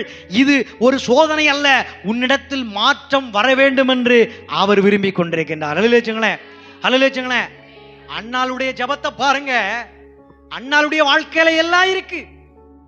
அன்னாளுக்கு உடன் தன் கணவருக்கு இரண்டாவது மனைவியா இருக்கிறவர்கள் மூலமாக பல கஷ்டங்கள், பல அவமானங்கள், பல பிரச்சனைகள் வந்தா கூட அவங்களுக்கு கிடைக்காத பங்கை விட அதிகமான பங்கை அன்னாளுடைய கணவர் அன்னாளுக்கு கொடுத்து கொண்டிருந்தார். அல்ல, ஒரு குறைவில்லை. ஆனாலும் அங்கே ஆண்டவர் ஆசீர்வதித்திருக்கலாம். பெண்ணினாளுக்கு 10 பிள்ளைகளை கொடுத்த ஆண்டவர் அன்னாளுக்கு முதலே ஒரு குழந்தை கொடுத்திருக்கலாம். அவர் மௌனமாய் இருந்தாரோ? இல்லை. உங்களை சோதிப்பதற்காகத்தான் அவர் அந்த சிற்றையை அங்கே வைத்திருக்கின்றார். அல்லேலூயா. அந்த சிற்றை நல்லது. ஏன்னா பெனினாளுக்கு பிறந்த 10 பிள்ளைகளை விட அன்னாளுக்கு பிறந்த குழந்தையை கர்த்தர் தீர்க்கதரிசியாக அவர் தன் மனதிலே வைத்திருந்தார். அல்லேலூயா. அப்ப ஆசீர்வாதம் எடுத்தோடனே வந்துடாது. ஆசீர்வாதம் கொஞ்சம் கொஞ்சமா தாமதிச்சு தான் வரும். அது நல்லது, அது விலையேறப்பட்டது, அது உயர்ந்தது, அது மகிமையானதாய் காணப்படும். உங்க வாழ்க்கையில நெடுநாளாய் நீங்கள் காத்து கொண்டிருக்கிறீர்கள். நீங்க நெடுநாளாய் காத்திருத்தல் இருதயத்தை இழக்க பண்ணுச்சு, விசுவாசம் ஒரு மாதிரி பாதிக்கப்பட்டுச்சு. ஆனாலும் விரும்பினது வரும்பொழுது எப்படி இருக்கும்? ஜீவ விருட்சம் போல் இருக்கும். அல்லேலூயா. அப்ப அதுக்கு தேவை என்ன? சிற்றை ரொம்ப தேவை. அல்லேலூயா. இதுவரை அது தெரியலனா சிற்றைக்கு உட்படுங்கள். நீங்கள் விரும்பினது உங்களுக்கு வரும்பொழுது உங்கள் வாழ்க்கை ஜீவ விருட்சம் போல் இருக்கும். அல்லேலூயா. அப்ப உண்மையான ஜெபம் உள்ளத்திலிருந்து வெளிப்பட வேண்டும். மனம் திரும்புதலும் பூரணமாய் கடவுளிடத்தில் சமர்ப்பித்தலையும் கர்த்தர் விரும்பி கொண்டிருக்கின்றார். அல்லேலூயா சொல்லுங்களேன். ஹல்லேலூயா. அடுத்ததாக காணிக்கை குறித்து பார்க்கிறீர்கள். இருதயத்தின் சத்தத்துக்கு, அதாவது இருதயத்துக்குள் ஒரு சத்தியம் இருக்கு. அந்த சத்தியத்தில் இருக்கக்கூடிய காரியத்தை வெட்டி கடவுளுக்கு காணிக்கையா படைக்கணும். இதுதான் காணிக்கையினுடைய சாராம்சமாக இருக்கிறது. அல்லேலூயா. கஷ்டப்பட்டு வேலைக்கு போறோம், அங்கே சம்பாதிக்கிறோம், கடுமையாக வேலை செஞ்சு உழைச்சோம், குடும்பத்தில் அநேக கஷ்டம், கடன் பாரங்கள் உண்டு, எதிர்கால தேவைகள் உண்டு, பயங்கரமான திட்டங்கள் நமக்குள் இருக்கிறது போல கர்த்தருக்கும் நம்மை குறித்து பெரிய திட்டங்கள் உண்டு. அல்லேலூயா. இல்லைன்னா காணிக்கைங்கிற ஒரு சிஸ்டத்தை கடவுள் வைக்க முடியாது. அல்லேலூயா. அதனாலதான் அவர் காணிக்கைங்கிற சிஸ்டத்தை கடவுள் சபைக்குள் கொண்டு வருகிறார். ஆனால் ஒரு நிபந்தனை வைக்கிறார். உற்சாகம் உள்ளவன் எவனோ, மனம் உள்ளவன் எவனோ அவனிடத்தில் காணிக்கை வாங்கு என்று கர்த்தர் யாத்திரையாகமம் 25ஆம் அதிகாரத்திலிருந்து 35ஆம் அதிகாரம் வரைக்கும் 10 அதிகாரங்களிலே காணிக்கை குறித்ததை திட்டமாய் மோசைக்கு வெளிப்படுத்தி இருக்கின்றார். அல்லேலூயா. அப்ப மல்கியாவில நீங்க வாசிக்கும் போது மல்கியா புஸ்தகத்துல கெட்ட ஆஃபரிங், தவறான காணிக்கை, அது பிரச்சனையை கொண்டு வரும். யாரெல்லாம் காணிக்கை செலுத்தாம இருக்கிறீங்க, யாரெல்லாம் காணிக்கை பகிர்ந்து கொடுக்கிறீங்க, யாரெல்லாம் தவறான வழிகளிலே சம்பாதித்து கொண்டு வந்து கடவுளுக்கு செலுத்துறீங்க, இதையெல்லாம் கர்த்தர் அங்கே கொண்டு வருகிறார். காணிக்கை பரிசுத்தமாய் இருக்க வேண்டும். காணிக்கை கர்த்தருக்கு செலுத்தப்பட வேண்டும். அது கொஞ்சமோ பெருசோ, 1 ரூபாயா 2 ரூபாயா 5 ரூபாயா 10 ரூபாயா தெரியாது. ஆனால் செலுத்தப்படும் பொழுது அது உண்மையாய் செலுத்தப்பட வேண்டும். இல்லை என்றால் நாம் சிற்றைக்கு உள்ளே போயிடுவோம். சிற்றைக்கு ஆரம்பிக்கப்பட்ட பிறகு ரொம்ப சோதனைக்கு பிற்பாடுதான் நம்முடைய வாழ்க்கை மேலே வரும். அதற்கு நீங்கள் காரணமாக இருக்க வேண்டாம் என்று இந்த நாளில் காணிக்கை குறித்த விஷயத்திலும் கர்த்தர் உங்களுக்கு ஒரு காரியத்தை சொல்லுகின்றார். அல்லேலூயா. ஆமா, அதற்காக நீங்க யாரோடு சிநேகிதம் பண்ணுகிறீர்கள், யாரோடு சேர்ந்து வேலைக்கு போறீங்க, அதையெல்லாம் கர்த்தர் கொண்டு வருகிறார். கூட இருக்கிறவங்க உங்களை கெடுப்பாங்க, உங்க வேலையில உங்களுக்கு உயர்வை கொடுக்க மாட்டாங்க, உங்க சம்பள உயர்வை கூட இருக்கிறவங்க விரும்ப மாட்டாங்க. அவங்க எல்லாம் சேர்ந்து உங்களை அழிச்சுக்கிட்டே இருப்பாங்க. ஒருவேளை நான் ஒரு வியாபாரம் பண்ணலாம், ஒரு தொழில் பண்ணலாம், என் தொழில் விருத்தி அடையாது. எப்ப தப்பான காணிக்கை செலுத்தும் போது, அப்ப சரியான காணிக்கை செலுத்தும் போது சரியான ஆசீர்வாதத்தை கர்த்தர் கொடுப்பார். அல்லேலூயா. சரியான காணிக்கை செலுத்தும் பொழுது குடும்பத்தில் சரியான உயர்வை தருவார். சரியான காணிக்கை செலுத்தும் பொழுது கடன் கஷ்டத்துக்குள்ள நடத்த மாட்டார். எப்போதும் செழிப்புக்குள்ளேயே கர்த்தர் நடத்தி கொண்டிருப்பார். ஒரு அல்லேலூயா. அதுதான் காயின் ஆபேல் கதை. அந்த காயின் வெளிப்புறத்திலிருந்து காணிக்கை செலுத்துகிறார். இந்த ஆபேலோ உட்புறத்திலிருந்து ஆண்டவருக்கு கொடுக்கிறேன் என்று செலுத்தினார். அல்லேலூயா. ஏன் ஆபேலின் காணிக்கை அங்கீகரிக்கப்பட்டது, ஏன் காயினுடைய காணிக்கை அங்கீகரிக்கலனா? உட்புறத்திலிருந்து கொடுக்க வேண்டும். அல்லேலூயா. மனப்பூர்வமாய் உற்சாகமே ஆண்டவர் கொடுக்கணும். ஹல்லேலூயா. அப்படி நாம காணப்படுவோம். தொடர்ந்து சிற்றை இல்லா ஒரு வாழ்க்கையை கர்த்தர் நமக்கு தருவார்.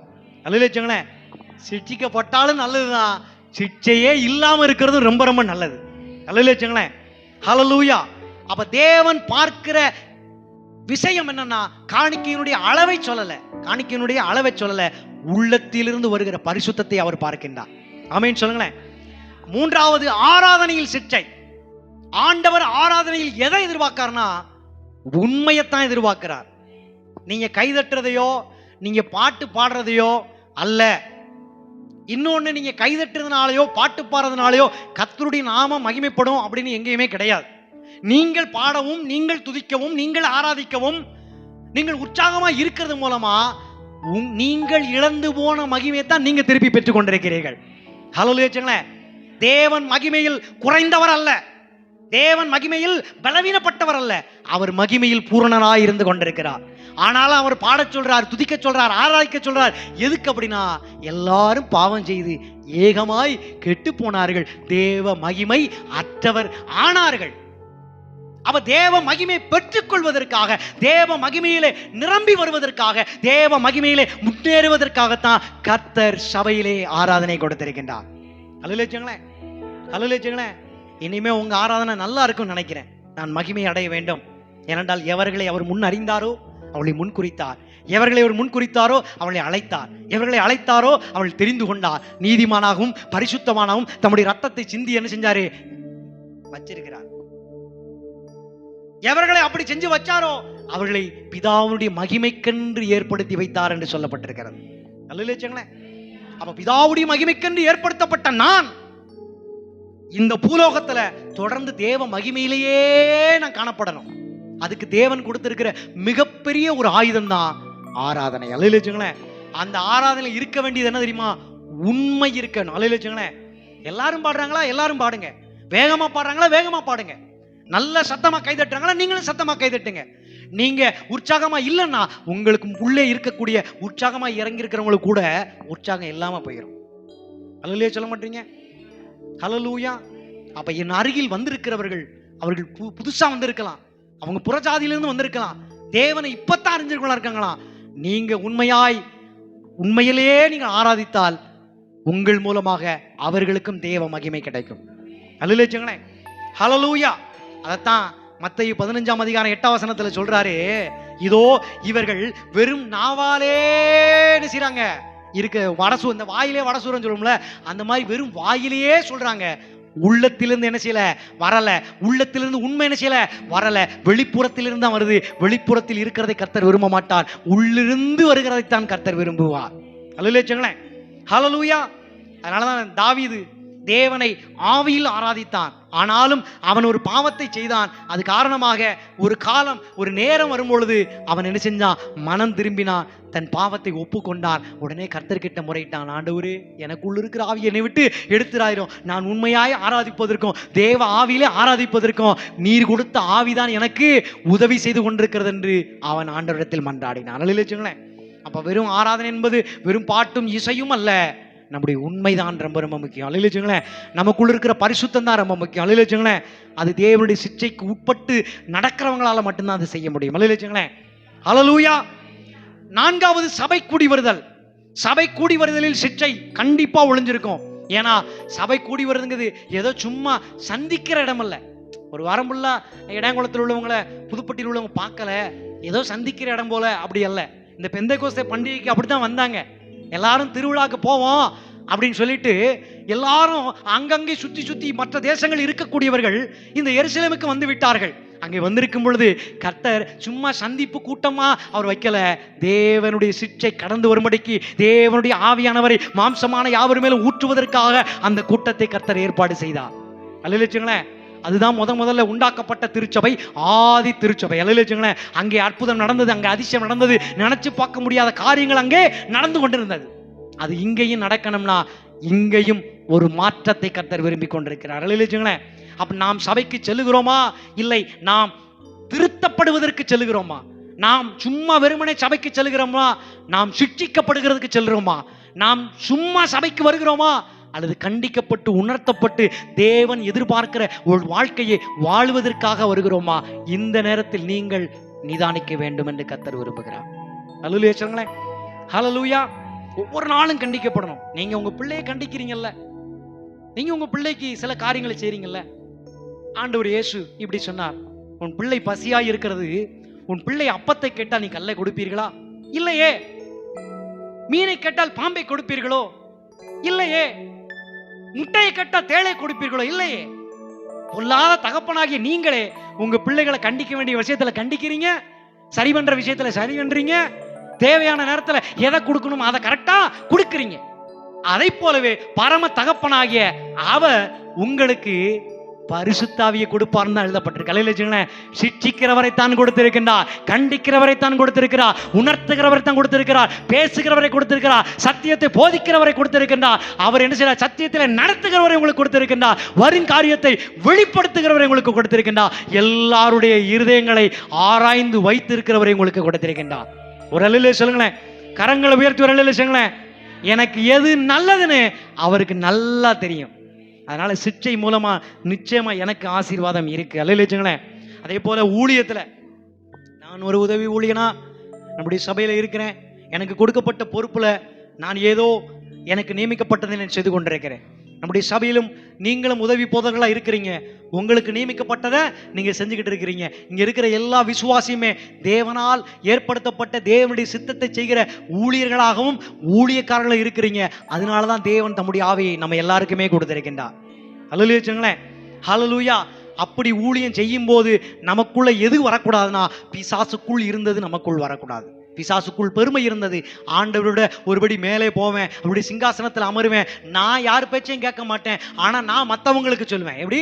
நான் யார் பேச்சையும் கேட்க மாட்டேன், ஆனா அங்க இருக்கிற தேவ தூதர்களை நான் வழி நடத்துவேன். அப்படி அவன் இருந்ததுனாலதான் அவன் தாழ தள்ளப்பட்டு விழுந்து விட்டான். அல்லேலூயா. பிசாசுக்குள்ள என்ன இருந்து தெரியுமா? சிட்சிப்பான் அவன் மற்றவனை, ஆனால் அவன் சிட்சையை ஏற்றுக்கொள்ள மாட்டான்.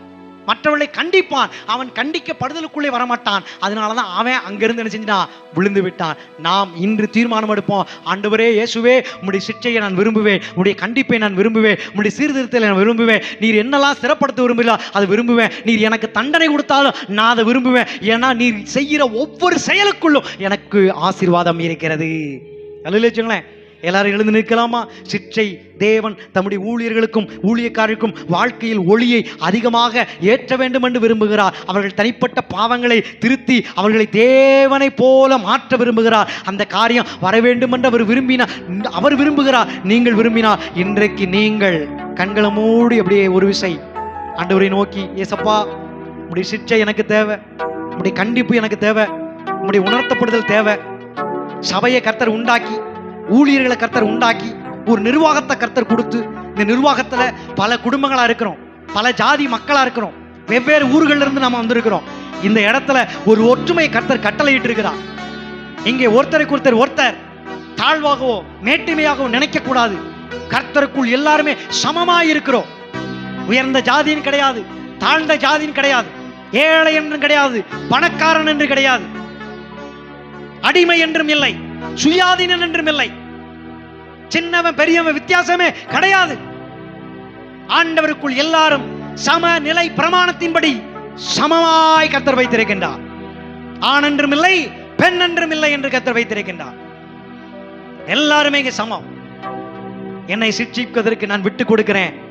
எத்தனை பேர் சொல்றீங்க, ஆண்டவரே என்னை சிட்சிப்பதற்கு நான் விட்டு கொடுக்கிறேன், என்னை கண்டிக்கப்படுறதுக்கு நான் விட்டு கொடுக்கிறேன்? உலகத்துல கூட சொல்றான், கற்றது கை மண்ணளவு, கல்லாதது உலக அளவுன்னு சொல்றான். நம்ம தெரிஞ்சுக்கிட்டது கொஞ்சம் தான், நாம் இன்னும் அறிய வேண்டியது அதிகமாக இருக்கிறது. இன்னும் ஆண்டவரே உம்மிடத்தில் கிட்டி சேர வேண்டும், ஆண்டவரே இன்னும் நான் நெருங்க வேண்டும் என்று ஆண்டவரிடத்தில் இப்போது நீங்கள் சமர்ப்பிக்கலாமா? சமர்ப்பிக்கலாம். இன்று நாம் ஒரே ஒரு கேள்வியை கேட்க வேண்டும். கர்த்தாவே, என் ஆராதனை என் வாழ்க்கையில் ஏதேனும் ஒன்றை திருத்த முயற்சி செய்கிறதா? ஏனென்றால் உலகத்திற்கு ஒத்த வேஷம் தெரியாதிருங்கள், தேவனுடைய சித்தம் என்னதென்று பகுத்தறியத்தக்கதாக உங்கள் மனம் புதிதாகிறதுனாலே மறுரூபம் ஆகுங்கள். இதுவே இந்த உலகத்தில் நீங்கள் செய்யத்தக்க புத்தியுள்ள ஆராதனை என்று எழுதப்பட்டிருக்கிறது. அப்ப ஆராதனை என்பது கண்டிக்கப்படுதல், திருத்தப்படுதல், உணர்த்தப்படுதல், பல ரகசியங்களை வெளிப்பாடாக பெற்றுக்கொள்ளுதல், வாழ்க்கையை தேவன் விரும்புகிறபடி மாற்றி அமைத்துக் கொள்ளுதல், மனதும் சரீரமும் ஒன்றாக மாற்றப்பட வேண்டும். ஆவியினாலே மாம்சத்தினுடைய கிரியைகளை அழித்து போடுங்கள். நீங்கள் மாம்சத்தின்படி நடவாமல் தேவ ஆவியின்படி நடங்கள், அப்பொழுது நீங்கள் பிழைப்பீர்கள். கர்த்தர் இப்படியெல்லாம் பேசுகிறார். சிற்றை கடினமாக தெரிந்தாலும் அது பழகினவர்களுக்கு நீதியாகிய சமாதான பலனை நிச்சயமாய் தரும். ஆண்டவர் உங்க கூட இருக்கிறாரு. உங்களை அரணான வெங்கல அலங்காம மாத்திட்டாரு. உங்களுக்காக யுத்தம் பண்ணுவார். நம்மளை அழிக்கணும், நம்மளை கெடுக்கணும், நம்மளை தடுக்கணும், நம்மளை ஒண்ணுமில்லாம ஆக்கணும். இந்த சபை இருக்கக்கூடாது, ஊழி இருக்கக்கூடாது, இங்க விசுவாசிகள் இருக்கக்கூடாது அப்படின்னு ரொம்ப தீவிரமாய் செயல்பட்டு கொண்டிருக்கிற, யாரையடா விழுங்கலாம் என்று கர்ச்சிக்கிற சிங்கம் போல் வகை தேடி கொண்டிருக்கின்ற திருடன் திருடவும் அழிக்கும் வருகிறானே அன்றி வேறொன்றுக்கு வருவதில்லை. ஆனால் கர்த்தர் நமக்கு ஜீவனை கொடுக்க விரும்புகிறார், நித்திய ஜீவனிலே பிரவேசிக்க விரும்புகிறார், தொடர்ந்து மகிமையா நடத்த விரும்புகிறார், தொடர்ந்து சாப நீங்கி ஆசீர்வாதத்துக்குள் நடத்த விரும்புகிறார், எல்லா சோதனைகளின் நீங்கி ரொம்ப சந்தோஷமா வாழ வேண்டும் என்று கர்த்தர் விரும்புகின்றார். தேசத்தில் நான் ஆசீர்வாதமா இருப்பேன், வேலையிலும் ஆசீர்வாதமா இருப்பேன், என் வீட்டில் ஆகார குறைவில்லையே, என் தேவைகள் ஒன்றும் தடையில்லையே, என் வீட்டில் ஆகார குறைவில்லையே, என் தேவைகள் ஒன்றும் தடையில்லையே. எந்தன் தேவனா எந்தன் தேவனா நிச்சயம் நான் ஆசீர்வாதம் பெற்றுக்கொள்ளுவேன், உந்தன் வசனம் கை கொள்ளுவேன், நான் உந்தன் வழிகளில் நான் நடந்திடுவேன். அர்ப்பணிப்போடு கூட எந்தன் தேவனா எந்தன் தேவனா நிச்சயம் நான் ஆசீர்வாதம் பெற்றுக்கொள்ளுவேன், உந்தன் வசனம் கை கொள்ளுவேன், நான் உந்தன் வழிகளில் நான் நடந்திடுவேன். இனி என்றும் கடன் வாங்க விடமாட்டார், கொடுத்ததை செழித்தோங்க செய்திடுவார். சொல்லுவோம், இனி என்றும் கடன் வாங்க விடமாட்டார், கொடுத்ததை செழித்தோங்க செய்திடுவார். உயர்வடைவேன் என் வாழ்க்கையிலே, உன்னதங்களில் என்னை உயர்த்திடுவார். உயர்வடைவேன் என் வாழ்க்கையிலே, உன்னதங்களில் என்னை உயர்த்திடுவார். எந்தன் தேவனால், இருதயத்தில் கையை வச்சு, எந்தன் தேவனால் நிச்சயம் நான் ஆசீர்வாதம் பெற்றுக்கொள்ளுவேன், உந்தன் வசனம் கை கொள்ளுவேன், நான் உந்தன் வழிகளில் நான் நடந்திடுவேன், உந்தன் வழிகளில் நான் நடந்திடுவேன். என் வழியை உமக்கு ஒப்புவிக்கிறேன். உன் வழியை கர்த்தருக்கு ஒப்புவி, அவர் மேல் நம்பிக்கையாயிரு, அவரே காரியத்தை வாய்க்க பண்ணுவார். கர்த்தர் மேல் உன் பாரத்தை வைத்து விடு, கலங்கி தவிக்கவே தவிக்காது, அவர் நம்மை ஆதரிப்பார். வருத்தப்பட்டு பாரம் சுமக்கிறவர்களே எல்லோரும் என்னிடத்தில் வாருங்கள், தாகமாயிருக்கிறவர்களே என்னிடத்தில் வாருங்கள், உங்கள் தாகத்தை நான் தீர்க்கிறேன். பசியாயிருக்கிறவர்களே என்னிடத்தில் வாருங்கள், நான் உங்கள் பசியை தீர்க்கிறேன், ஆகாரத்தை கொடுக்கிறேன். நான் கொடுக்கும் பானத்தை குடிக்கிறவனுக்கு ஒரு காலம் தாகம் எடுக்காது, நான் கொடுக்கின்ற ஆகாரத்தை புசிக்கிறவனுக்கு உலகத்தின் நிமித்தமாக பசி வராது. இளைப்பாறுதலை நான் உங்களுக்கு தருகிறேன். மோசே மரித்து விட்டார், ஜனங்கள் மோசையை பார்த்து புலம்பிக் கொண்டிருக்கிறார்கள். செங்கடலை இரண்டா பிளந்து நடத்தி வந்தாரே, இப்ப இல்லையே. தாகத்தை தீர்ப்பதற்கு கசந்த மாறாவை மதுரமாய் மாற்றினாரே, இப்ப இல்லையே. பானத்து மன்னாவை புசிக்க எங்களுக்காக பரிந்து பேசினாரே, இப்ப எங்களுக்கு இல்லையே. கரியட்டும் கர்த்தர் காற்றுகளை வீசை செய்து காடைகளை கொண்டு வந்து எங்கள் முன்னே கொட்டினாரே, அந்த மோசே இப்போது இங்கு இல்லையே. மீண்டும் தாகம் கேட்கும் போது கண்மலையிலிருந்து தண்ணீர் வரவழைத்த மோசே இப்போது இல்லையே. எல்லா லட்சக்கணக்கான மக்கள் அழுது புலம்பிக்கிட்டு இருக்கிறாங்க. கர்த்தருடைய பார்வை யோசுவா மீது வருகிறது. அந்த யோசுவா மீது வந்து அவர் சொல்லுகிறார், மோசையோடு கூட இருந்தது போல உன்னோடும் இருக்கிறேன், பலங்கொண்டு திடமனமாயிரு, கர்த்தர் தாமே உனக்கு முன்பாக போகிறவர் உன்னோடும் இருப்பார். உன்னை விட்டு விலகுவதும் இல்லை, உன்னை கைவிடுவதும் இல்லை. தைரியப்படுத்துகிறார். அருமையான தேவனுடைய பிள்ளைகளே, இந்த ராஜபாளையம் சிட்டி திருச்சபையின் இறை மக்களே, உங்களை பார்த்து அவர் பேசுகின்றார். உங்களோடு கூட வாக்குத்தத்தம் பண்ணுகின்றார். உன்னோடு இருக்கிறேன், உன்னை கைவிட மாட்டேன். மோசையோடு கூட இருந்த தேவன் நான் உன்னோடும் இருக்கின்றேன்.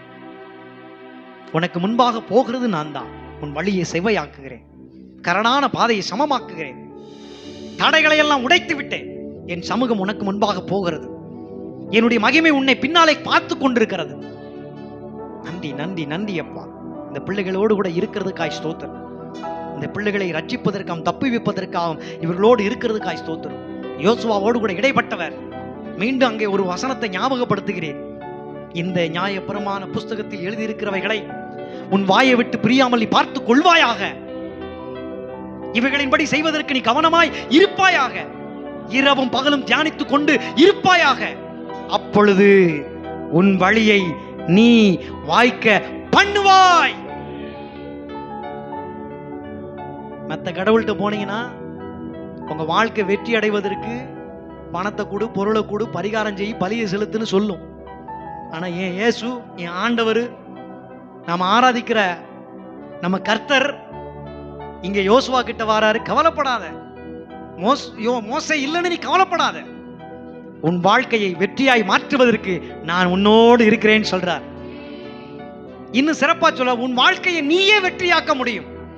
கர்த்தருடைய வார்த்தை உன் வாயில பேசிக்கிட்டே இருக்கணும். அவர் என் கூட இருக்கிறார், என்னை ஆசீர்வதிப்பார், என்னை மேன்மைப்படுத்துவார், என்னை அதிசயங்களை காண பண்ணுவார், என் சுகவாழ்வை துளிக்க பண்ணுவார், எனக்கு விடுதலை கொடுப்பார், எனக்கு நன்மையை கொடுப்பார், கிருபையை கொடுப்பார், எல்லாவற்றையும் கொடுப்பார். இத வாயில பேசிக்கிட்டே இருக்கணும். பேச பேச பேச பேச ஆயினால் அறிக்கையிட அறிக்கையிட நீதி உண்டாக, இருதயத்திலே விசுவாசிக்கப்படும், ரட்சிப்பு உண்டாக, வாயினாலே அறிக்கை பண்ணப்படும் என்று பவுல் இதைத்தான் விளக்கமாய் சொல்லுகின்றார். அதனால உங்க வாயில ஆண்டவர் என் கூட இருக்கிறார் அப்படிங்கிற வார்த்தையை சொல்லுங்க. சிற்றை தொடங்க ஆரம்பிக்கும். உங்களை புடமிடுவார், வெள்ளியை போல தங்கத்தை போல புடமிடுவார். ஆசீர்வாதம் கொடுக்கிற வரைக்கும், ஆசீர்வாதத்தை பெற்றுக்கொள்ளுகிற வரைக்கும், வெற்றி அடைகிற வரைக்கும் சொல்லிக்கிட்டே இருங்க. நன்மை கிடைக்கிற வரைக்கும் சொல்லிக்கிட்டே இருங்க. தீமை மாறுற வரைக்கும் சொல்லுங்க. இருள் விலகிற வரைக்கும் சொல்லுங்க. வியாதி மாறுற வரைக்கும் சொல்லுங்க. செழிப்பு உண்டாகிற வரை சொல்லுங்க. ஏன்னா வாயினால சொல்லணும்னு அவர் விரும்புகின்றார். வாயினால் அறிக்கை செய்து ரட்சிப்படை, இருதயத்திலே விசுவாசித்து நன்மையை பெற்றுக்கொள்வோம். தொடர்ந்து கர்த்தர் உங்களை வெற்றியாய் வைப்பாராக.